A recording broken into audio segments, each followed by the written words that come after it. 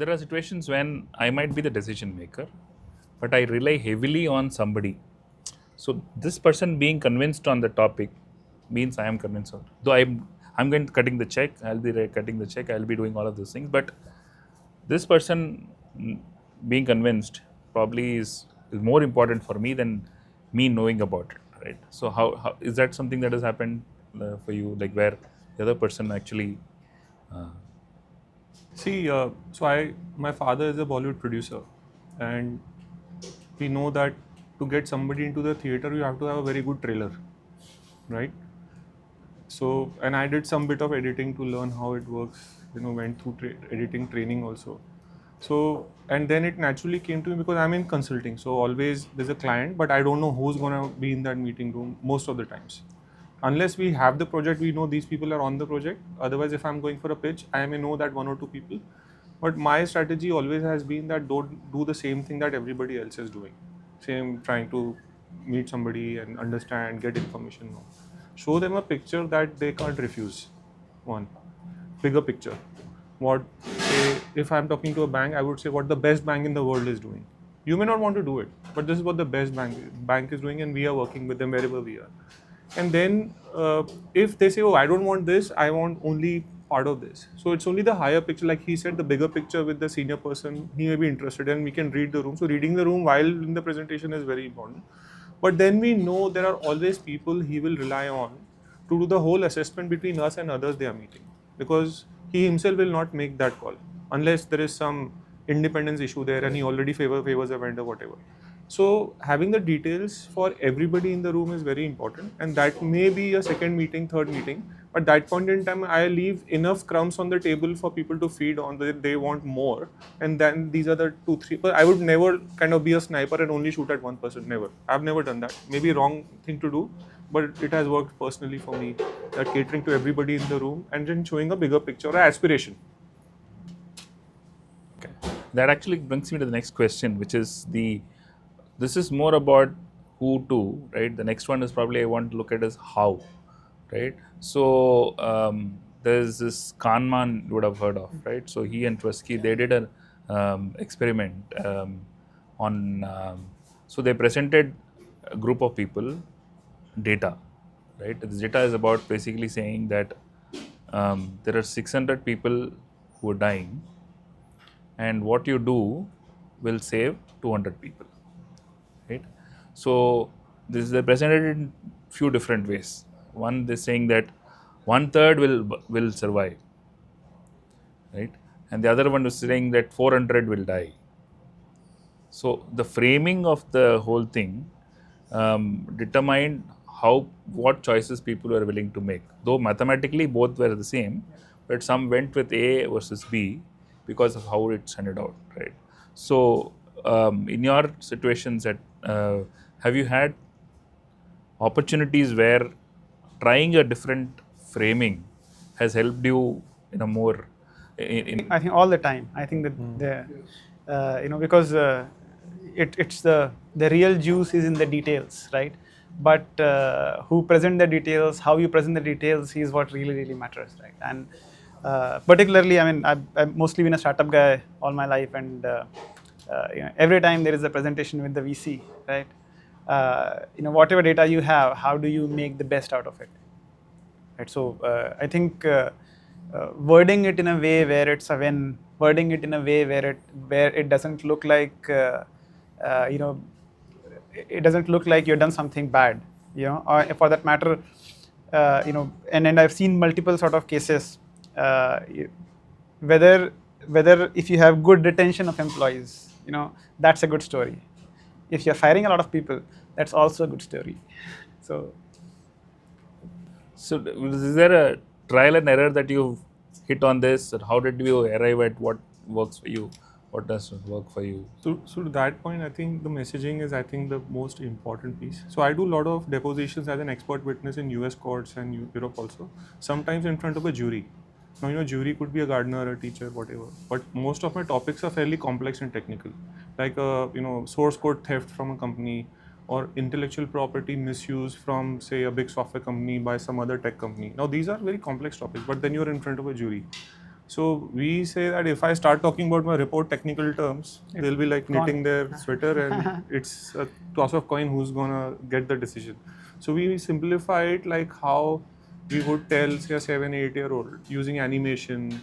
If you have to explain what a router is, we will say, oh, you have Wi-Fi at your home and it's in this room. You take one connection or two? They said one. Yeah, exactly. Why should we pay for two? It's your internal. So that messaging becomes so damn important. The same goes in our pitches also. Sometimes you have people from legal who don't know anything about technology. So we have to, convert it in their language. So this is one very interesting thing, the topic on the behavioral finance, where we talk about the framing biases. And I think framing is something the most important thing, irrespective of work, irrespective of which field you are into. Okay, if you're talking about the recruitment, showing the retention or the how many have actually resigned. Okay, so it is all about how do you frame it. And in recent one of my activities, I have done that.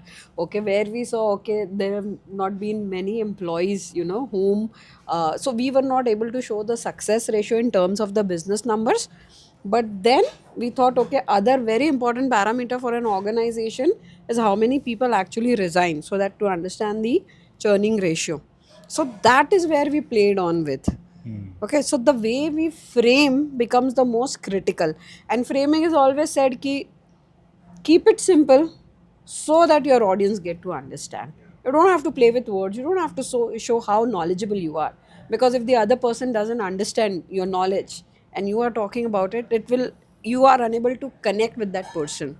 So framing is something which is classically used if you want to connect with someone and get your work done. But both statements are simple, right? 400 died versus 200 survived. So it's how you ask is what I think you're So alluding. the question was good that you brought it. So the question is not necessarily the storytelling that I'm talking about, but the presentation of the data, the framing How essentially. the right? joke is a guy says, "Father, can I smoke while I pray?" He says, "Not at all, my son." He says, "Oh, Yeah. you know that, right?" So it's how you flip it, and it takes tact. It doesn't work with everyone, is my personal opinion. People also, like, if she has attended this, now somebody tries it on her, she will call it out and say, "I know what you're doing," right?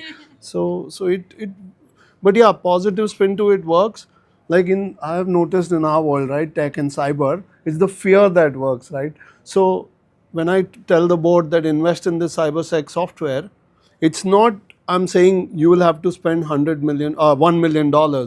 It's the fear that do you want to risk 100 million worth of our brand reputation, right? So that just makes the difference, and then that 1 million looks like a very small number. Yeah, insurance, correct. True, true. So anyway, And you were talking about this, and I want to bring that up right now, which is this, aligning people before the main conversation, right? So, how do you do about doing that? What some things that worked for you is not worked for you when you're doing that thing? So, what I meant was before any key decisions or proposals that, we present or bring it to especially the leadership team, I think it's very important to read the room beforehand. How would that day be? Who will be there and who are the key decision makers? Sometimes it is one or sometimes it is several of them who together. I think to connect with them one-on-one informally, even before that day, to get the idea that page, this is what we have in mind. I think when we all do that beforehand, it also helps as somebody who is making the proposal to know the mind beforehand, what kind of questions would come. So actually on the day, you're using the day to sign off rather than get into a fresh angle. So doing that homework, I have seen, for personally for me, it has always worked, especially the key people in the room, to connect with them so that their thoughts and their inputs are already baked in on the day where you are inviting everybody to sign off. And that becomes little easier rather than just keeping Would it a you surprise. see would you do you expect or do you look at a sequence in which this happens? Like you probably will not talk to somebody first versus second or something like that. Is there a deliberate sequencing that you will think to do?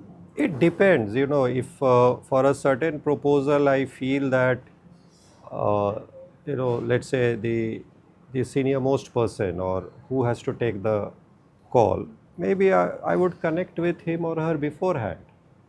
And then if that person has a view which is different from others, but they will be sitting there, I might even convey that, look, if you are presenting this, this might be read in a different way by so and so. So aligning them to a great extent before you actually come to the main discussion or meeting, I think it has always worked. Of course, sometimes still there are surprises, but those are actually erased to a great extent. When you do this informal homework before the discussion, it's a kind of a influencing. And sometimes when we are not able to informally do this, I have seen people and I have personally used third party. Like suppose you are the key decision maker and I am not able to influence you, but she can do it. So I might work, with her to influence you. It works. So it depends on how the audience. Right. One of the anecdotes I'll say is, when generally a startup sort of is planning to raise funds, uh, I almost always tell them, don't go to the best VC today. Fail first and then Fail first with a lot of people you don't want, and then go to the guy, because by that time would have probably had enough refinement. and ideas about what people would probably ask questions on. So. And it helps you to also, as a somebody who is bringing something for approval or something for a decision, it helps you to also course correct yourself, what he said. By then, I also I have been blind, but with already the inputs coming in, it helps me to refine my offering in a better way.